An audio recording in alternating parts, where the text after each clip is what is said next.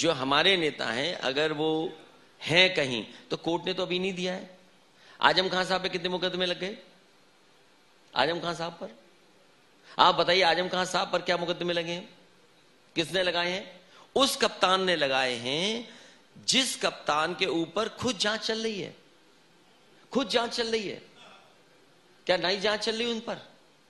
और उस डीएम ने मुकदमे लगवाए जिस डीएम ने केवल ये कहा है कि हम रुके रहें, हमें वापस अपने कैडर में ना जाना पड़े। क्या उसने नहीं लगाए मुकदमे?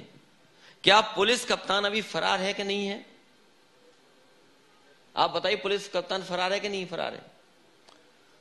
आप जो कहना चाहते हैं, क्या उसका मतलब यह है कि जब तक पॉलिटिकल पार्टीज ऑपोजिशन में रहती हैं तो मुकदमे लगना एक ट्रेंड बन गया है? नहीं, सवाल ये नहीं है। सवाल ये है कि आप इस ट्रेंड को सरकार की बदलेंगे? नीयत क्या है? आप इस ट्रेंड को बदलेंगे? सरकार की नीयत क्या है?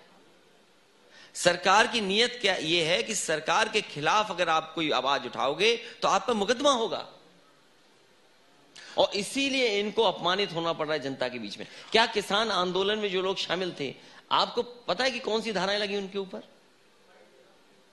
आप बताइए, जीप से कुचल दिया गया किसान, धाराएं क्या लगाई हैं किसानों पर? जो होम मिनिस्टर है देश की सरकार में, स्टेट होम मिनिस्टर है, उसके बेटे पे आरोप है। आप किसानों पे क्या आंदोलन लगाए? कल की मीटिंग के बाद आप किसानों का नाम मैं देख रहा हूं इस इंटरव्यू में कई बार ले रहे हैं। सवाल वो नहीं है। आप ये बताइए कि लखीमपुर में किसानों पर क्या मुकदमे लगे हैं?